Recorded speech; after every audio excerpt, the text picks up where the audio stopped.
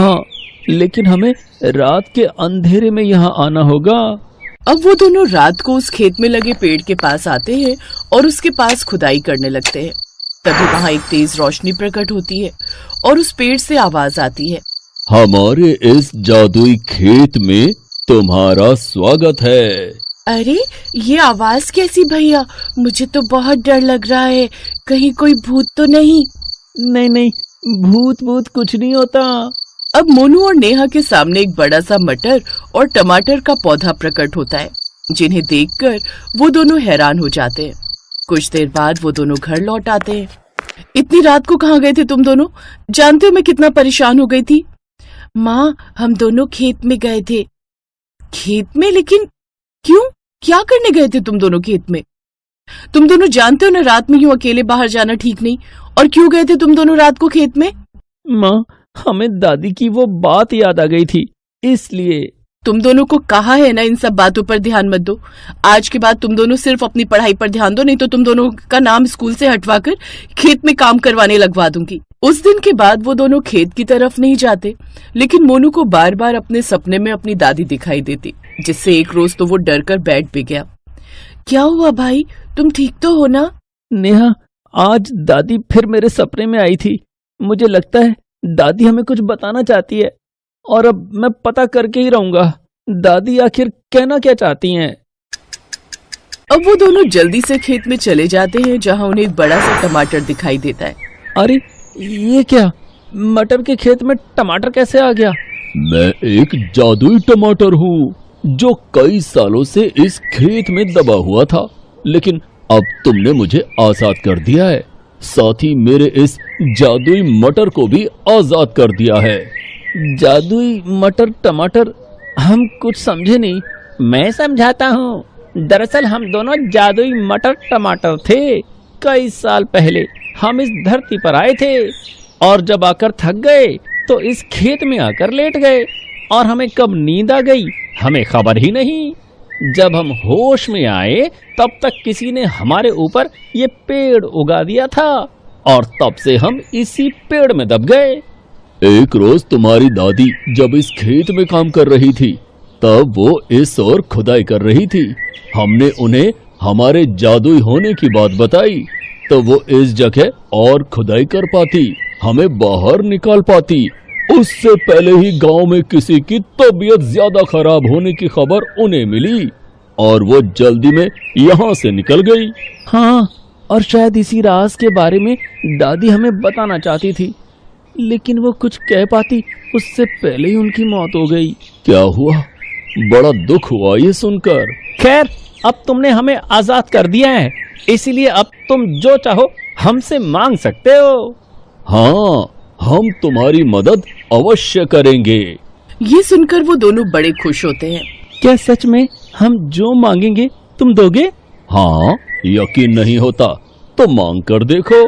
ठीक है, तो हमें आइसक्रीम दो। बस इतनी सी बात। तभी वो अपने जादू से आइसक्रीम दे देते हैं। अब तुम्हें कुछ भी चाहिए होगा तो हमसे मांग लेना। ठीक है, लेकिन अभी हमें घर जाना होगा, माँ इंतजार कर रही होगी। अब वो दोनों घर आ जाते हैं और अपनी माँ को सारी बात बताते हैं। क्या? जादुई मटर टमाटर का खेत? अब रजनी भी उनके साथ खेत जाती है, जहाँ उनसे वो अपनी गरीबी के बारे में बताती है। अब तुम चिंता मत करो, हम तुम्हारे सारे दुख दूर कर देंगे। इतना कहते ही इससे उनके खेत में ढेर सारी जादुई मटर और टमाटर की खेती उगाती है। अब तुम इन जादुई मटर टमाटर को बेचकर खूब अच्छे पैसे कमा सकती हो। ये जादुई हरे मटर और टमाटर अब कभी भी खत्म नहीं होंगे। साथ ही अब तुम्हारे यहाँ किसी भी चीज की कमी नहीं होगी। हम हमेशा इस खेत में रहेंगे तुम लोगों की मदद के लिए। खुशी खुशी घर आ जाते हैं तो उनका छोटा सा कच्चा सा घर बड़े से पक्के शानदार घर में बदल चुका था, जहाँ सुख सुविधा की हर चीज थी और अंदर ढेर सारी धन दौलत भी थी। अब रजनी उन जादुई मटर टमाटर को बाजार में बेचती, जिससे अच्छे खासे पैसे भी कमाती। अब उनकी सारी गरीबी दूर हो गई और अब वो खुशी खुशी रहने लगे। हरियर नाम के एक गांव में धीरज नाम का एक किसान रहा करता था। उसके पास जमीन का एक टुकड़ा था जिस पर एक बड़ा पेड़ लगा हुआ था। उस पेड़ को देख उसकी पत्नी ने एक रोज कहा, हम इस पेड़ को कटवा क्यों नहीं देते जी? देखो तो कितनी जगह घेर कर खड़ा है, उसमें भी ये पेड़ हमारी कितनी जगह रोक लेता है। एक किसान की पत्नी होकर तुम ये कैसे कह सकती हो? कभी ये भी तो नन्हा पौधा रहा होगा, आज वृक्ष बन गया और फिर इसका हमें लाभ ही तो है। ये हमें छाया ही देता है। मैं इसे कभी नहीं काटूंगा। धीरज ये कहकर खेत में काम करने लग जाता है। हरिहर के घर में उसकी पत्नी रजनी, 8 साल की बेटी रिया और 7 साल का बेटा मोनू और एक बूढ़ी माँ सरला थी। खेत में काम करके वो जैसे तैसे अपना घर चला रहा था। वो अपने खेत में मटर की खेती करता था। मटर ले लो, मटर, हरी हरी मटर, ताजा ताजा मटर, मटर ले लो, मटर। धीरज के साथ साथ उसकी पत्नी भी खेत में फसल लगाती और उसके साथ सब्जी बेचने भी जाती। शाम को दोनों थके हारे घर लौटते। पीछे से सरला घर और बच्चे संभाल लेती थी। ऐसे ही समय बीता। एक रोज धीरज अकेला ही जब सब्जी बेचकर घर लौट रहा था तो तेज बारिश हो रही थी। जल्दी जल्दी घर जाता हूँ, नहीं तो सब घर में परेशान हो जाएंगे। वो ठेला लेकर घर की ओर जा ही रहा था कि तभी रास्ते में फाटक पड़ता था। वो उस फाटक से होकर ठेला निकाल ही रहा था कि अचानक उसका पैर उस पटरी में अटक जाता है। मेरा पैर, मेरा पैर। वो अपना पैर बाहर निकाल पाता उससे पहले ही तेज रफ्तार ट्रेन वहां आती है और वो उसके नीचे आ जाता है, जिससे कटकर उसकी मौत हो जाती है। उसकी मौत के बाद सब बिलक बिलक कर रोने लगते हैं। अब सरला और रजनी ही मिलकर जैसे तैसे उस घर को संभाल रही थी। लेकिन एक रोज सरला की भी तबीयत काफी खराब हो जाती है और वो अपने आखिरी वक्त में अपने पोता पोती से कहती है, अब मेरा जाने का समय हो गया है। तुम तो अच्छे से जानते हो बच्चों, तुम्हारे बाबा भी अब इस दुनिया में नहीं है, इसलिए अब तुम सब अपना ध्यान रखना। अब मैं जाने से पहले एक राज की बात बताती हूँ। हमारे मटर वाले खेत में जो पेड़। वो अपनी बात पूरी कर पाती है उससे पहले ही उसकी मौत हो जाती है। वो सब फूट फूट कर रोने लगते हैं। दादी तुम वापस आ जाओ ना। बाबा के बाद तो आपने ही हम सबको संभाला था ना दादी, वापस लौट आओ दादी। बच्चों, वो भी हमें छोड़कर तुम्हारे बाबा के पास चली गई। ऐसे ही कुछ दिन बीत जाते हैं। माँ, मरने से पहले दादी उस मटर के खेत के बारे में क्या बता रही थी? पता नहीं बेटा, मुझे लगता है वो उनकी उम्र का तकाजा होगा। हो सकता है उन्होंने ऐसे कुछ बोल दिया होगा। नहीं माँ, मुझे लगता है जरूर उस खेत में कोई राज छुपा है। तुम बेकार का सोच रहे हो, चलो अब चलकर सो जाओ। लेकिन दोनों भाई बहन को चैन नहीं आता। वो अगले दिन अपने उस मटर के खेत में जाते हैं, लेकिन उन्हें वहां कुछ समझ नहीं आ रहा था कि दादी उस पेड़ के बारे में क्या कहना चाहती थी। मुझे लगता है अभी हमें खुदाई करनी पड़ेगी, तभी हमें कोई राज पता चलेगा।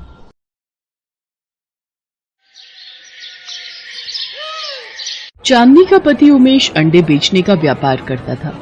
उसके पास काफी मुर्गियां थी जो ताजे और बढ़िया अंडे देती थी।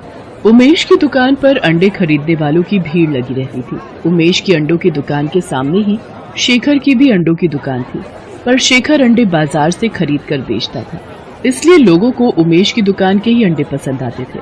अरे उमेश भैया, तुम्हारी मुर्गियों के अंडे खाकर ही अब हमारा नाश्ता पूरा होता है। बहुत ही बढ़िया अंडे होते हैं। शुक्रिया भैया, ये लो आपके अंडे पैक कर दिए। तुम तो सारा दिन दुकान पर मक्खियां मारते रहते हो और ये उमेश कमा कमा कर बहुत आगे बढ़ गया है। ये लो, रोटी लाई थी, खा लो। मुझे कुछ करना ही होगा। इसकी दुकान पाली हुई मुर्गियों के कारण ही चल रही है। मुझे इन मुर्गियों के बारे में ही कुछ सोचना होगा। शेखर रात में मौका देखकर उमेश की पाली हुई सारी मुर्गियों को खुला छोड़ देता है। अगले दिन उमेश मुर्गियों को जब गायब देखता है उसके होश उड़ जाते हैं। हे भगवान, मेरी मुर्गियां कहाँ गई? सारी मुर्गियां गायब हैं। माँ, चांदनी, जल्दी आओ, हम तो बर्बाद हो गए। हमारी सारी मुर्गियां न जाने कहाँ चली गईं। हे भगवान, ये क्या हो गया? लगता है किसी ने रात में मुर्गियों को ताला तोड़कर खुला छोड़ दिया। कोई तुम्हारे काम से ईर्ष्या करता है, उसी ने ये सब किया है। पता नहीं कौन मुझसे अपनी दुश्मनी निकाल रहा है। उमेश उदास मन से अपनी दुकान की ओर जाता है, पर वहां तो शेखर की दुकान पर अंडे खरीदने वालों की भीड़ लगी देखकर वो हैरान रह जाता है। क्या हुआ उमेश भाई, हैं? आज तुमने दुकान नहीं खोली क्या? तुम्हारी मुर्गियों ने अंडे नहीं दिए क्या, हैं? मुझे सब पता है, ये शेखर का ही किया धरा है। मेरे पास इसे पकड़ने के लिए कोई सबूत नहीं है, इसलिए मेरा इस वक्त चुप रहना ही ठीक है। उमेश बहुत परेशान रहने लगा था। उसकी मुर्गियां खो जाने से उसके पास अब कोई भी काम नहीं रह गया था। शेखर दिन पर दिन अपनी दुकान पर अंडे बेचकर पैसे कमा रहा था। उमेश को इस तरह मायूस देखकर चांदनी और उसकी सास बहुत दुखी थी। एक दिन चांदनी ने अपनी सास सुधा से कहा, माँ जी, मेरी ये सोने की अंगूठी रखी है, चलिए हम इन्हें बेचकर कुछ नई मुर्गियां खरीद लाते हैं और इनको दे देंगे। जब तक मुर्गियां नहीं होंगी तब तक काम शुरू नहीं हो सकता। तुम जैसी बहू जिस घर में हो वो घर स्वर्ग से कम नहीं है। ठीक है बहू, हम मुर्गियां खरीदने चलते हैं। अरे माँ जी, आज तो बाजार ही नहीं लगा। पता किया है अब 1 हफ्ते बाद ही बाजार लगेगा। अब क्या करें? अब 1 हफ्ते तक उमेश खाली कैसे बैठेगा? क्या करे माँ जी, अब 1 हफ्ते का इंतजार तो करना ही पड़ेगा। मेरे पास तुम्हारी समस्या का हल है। मैं जानती हूं तुम किस परेशानी से गुजर रही हो।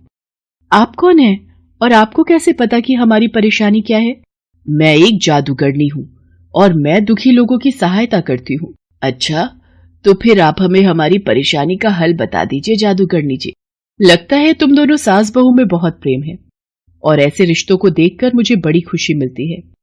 मैं जानती हूं तुम यहाँ मुर्गियां खरीदने आई थी और बाजार बंद देखकर यहाँ से वापस लौट रही थी।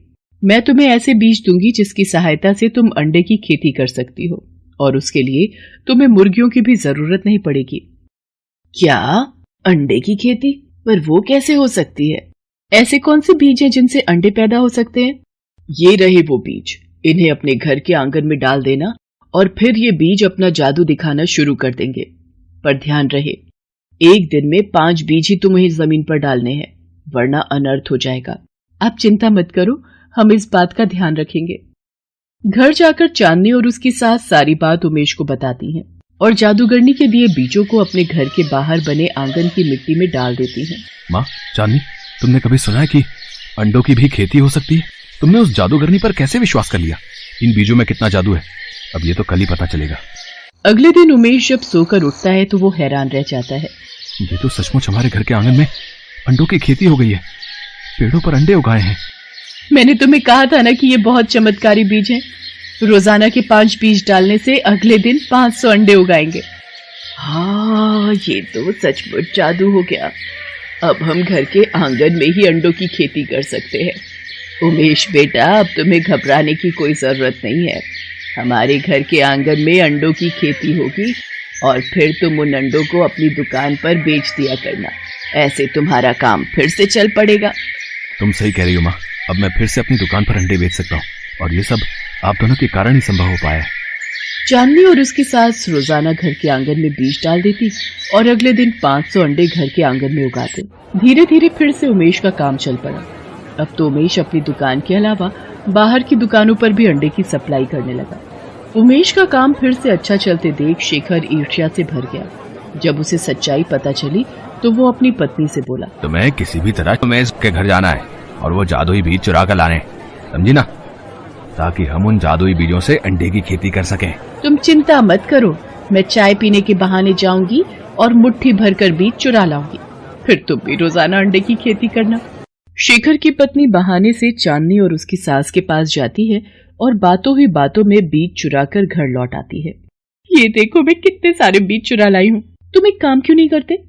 तुम मुट्ठी भर के बीज आंगन में डाल दो। जितने ज्यादा अंडे होंगे उतनी ही ज्यादा कमाई होगी।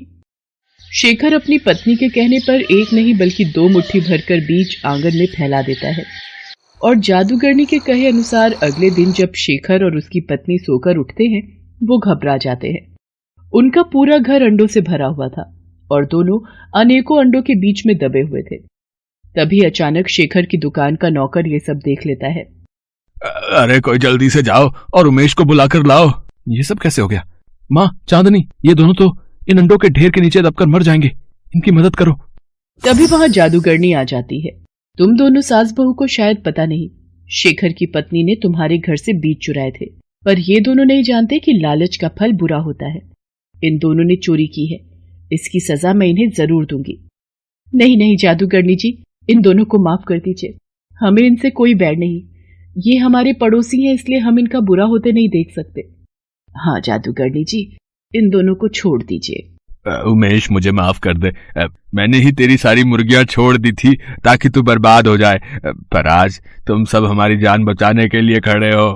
आज तो मैं तुम दोनों को छोड़ रही हूँ, लेकिन अगर दोबारा तुमने जीवन में लालच किया या किसी को नुकसान पहुंचाने की कोशिश की तो मैं तुम दोनों को बिल्ली बना दूंगी और अपने पास कैद करके रखूंगी।